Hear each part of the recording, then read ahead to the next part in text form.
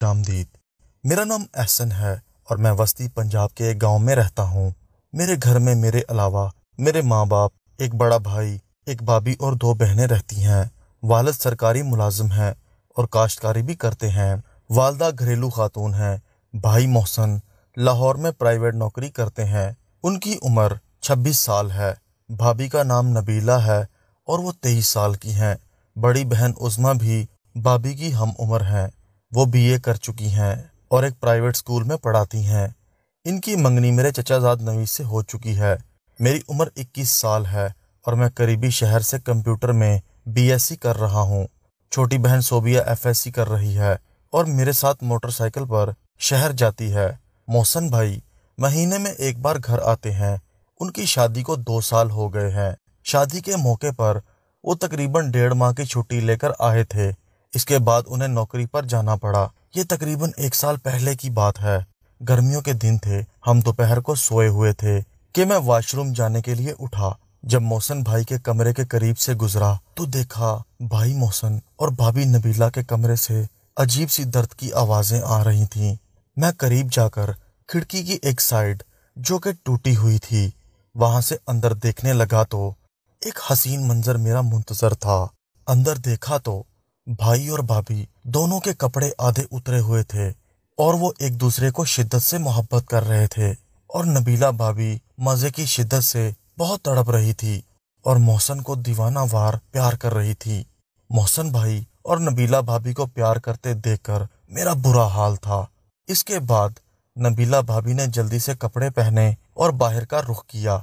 मैं जल्दी से करीब बाथरूम में घुस गया, लेकिन भाभी ने मुझे अंदर जाते देख लिया। इस वाक़े के 2 दिन बाद भाई लाहौर चले गए।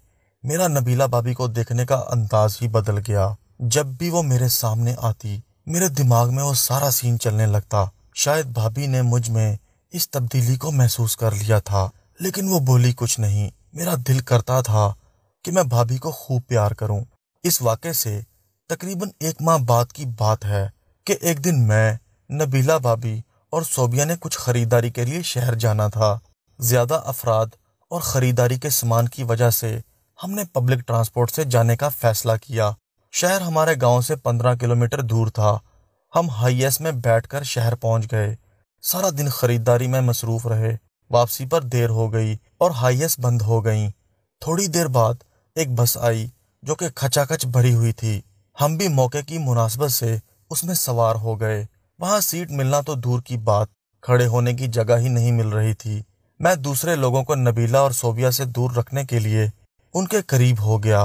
भाभी सोबिया और मेरे दरमियान इस तरह खड़ी थी कि भाभी का मुंह सोबिया की तरफ और कमर मेरी तरफ थी। रश की वजह से धीरे धीरे मैं भाभी के साथ पीछे से लग रहा था, जिससे मुझे लुत्फ आने लगा। ये पहला मौका था जब भाभी मेरे इतने करीब आई थी। पीछे से उनके नरम नरम वजूद ने इतना मजा दिया कि मैं आहिस्ता आहिस्ता हिलने लगा। बस की ब्रेक और लोगों के धक्कों का मैं खूब फायदा उठा रहा था। भाभी को मैं यही शो कर रहा था कि ये सब बेध्यानी में हो रहा है। मेरा खुद पर कंट्रोल खत्म हो चुका था। मेरे धक्कों की रफ्तार इतनी तेज हो गई कि भाभी ने भी महसूस कर लिया और उसने कमर को एक तरफ करने की कोशिश की, मगर भीड़ की वजह से ना कर सकी। इसी दौरान हमारा स्टॉप आ गया और हम उतर गए। अगले दिन मैं कॉलेज से वापस आकर खाना खा रहा था कि भाभी कमरे में आ गई। मुझे वो कुछ संजीदा नजर आ रही थी।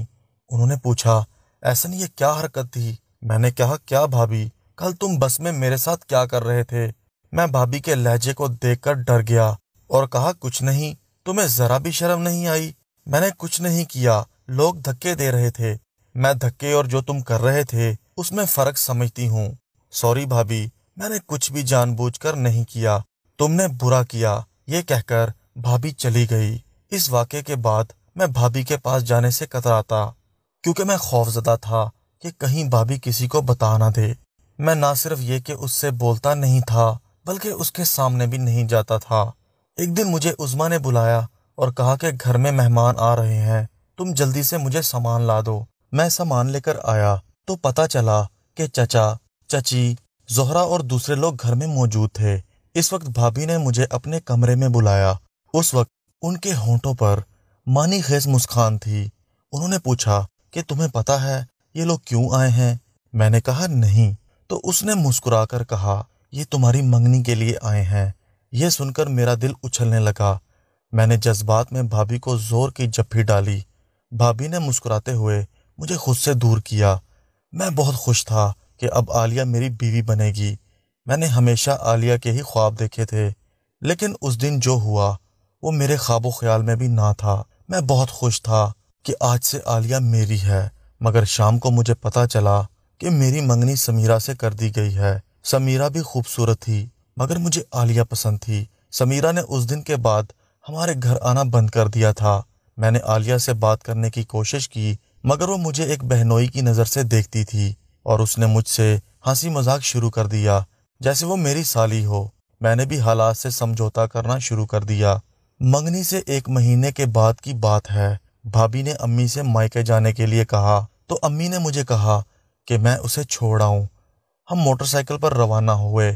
جب ان کے گھر پہنچے تو مغرب کا وقت ہو گیا۔ بھابھی کے گھر والوں نے مجھے روک لیا۔ میں آپ کو یہاں بھابھی کے خاندان کے بارے میں بتا دوں کہ اس کے 3 بھائی اور 2 بہنیں ہیں۔ بڑے 2 بھائی کی شادی ہو چکی ہے جو اسی گاؤں میں الگ گھروں میں رہتے ہیں۔ ایک بہن بھی شادی شدہ ہے، والد وفات پا چکے ہیں۔ گھر میں صرف ان کی امی، چھوٹا بھائی خالد اور بہن رہتے ہیں۔ میں رات کو خالد کے کمرے میں سو گیا۔ پتہ نہیں رات کا کون سا پہر تھا۔ میں واش روم میں جانے کے لیے صحن میں آیا۔ فارغ ہو کر میں کمرے میں جا رہا تھا کہ برآمدے کی ایک سائڈ پر میں نے ایک سایہ دیکھا۔ مجھے لگا کہ کوئی چور ہے۔ میں دبے پاؤں چلتا ہوا وہاں پہنچا تو مجھے دبی دبی آوازیں سنائی دی۔ اوٹ سے دیکھا تو بھابھی اور اس کا کزن رفیق تھے۔ رفیق کا ایک بازو بھابھی کی کمر میں اور دوسرا اس کے گال پر تھا۔ بھابھی نے کہا دیکھو رفیق، یہ ٹھیک نہیں ہے۔ اب میری شادی ہو چکی ہے رفیق، لیکن میں کیا کروں؟ تمہارے بغیر چین نہیں آتا۔ آج تھوڑا سا پیار کرنے دو۔ یہ کہہ کر اس نے بھابھی کو بھرپور پیار کیا اور باہوں میں جکڑ لیا۔ مجھے یہ سب دیکھ کر بہت غصہ آ رہا تھا۔ رفیق نے پیار کرنے کے دوران بھابھی کے کمر کے نیچے ہاتھ رکھ دیے اور اسے دبانے لگا۔ پھر اس نے ایک ہاتھ قمیض میں ڈال دیا اور بھابھی کی پیٹھ پر پھیرنے لگا۔ رفیق نے کچھ دیر بعد بھابھی کو الٹا کر کے چارپائی پر لٹا دیا اور ان کی شلوار نکال دی۔ مجھے بھابھی پر بہت غصہ آ رہا تھا، لیکن اپنی اور اس کی بدنامی کے ڈر سے چپ رہا۔ مجھ سے مزید یہ سب برداشت نہ ہوا اور میں وہاں سے کمرے میں آ گیا۔ بھابھی کا یہ ایک نیا روپ مجھے نظر آیا تھا۔ مجھے ساری رات نیند نہیں آئی۔ صبح میں بھابھی سے ملے بغیر وہاں سے نکل آیا۔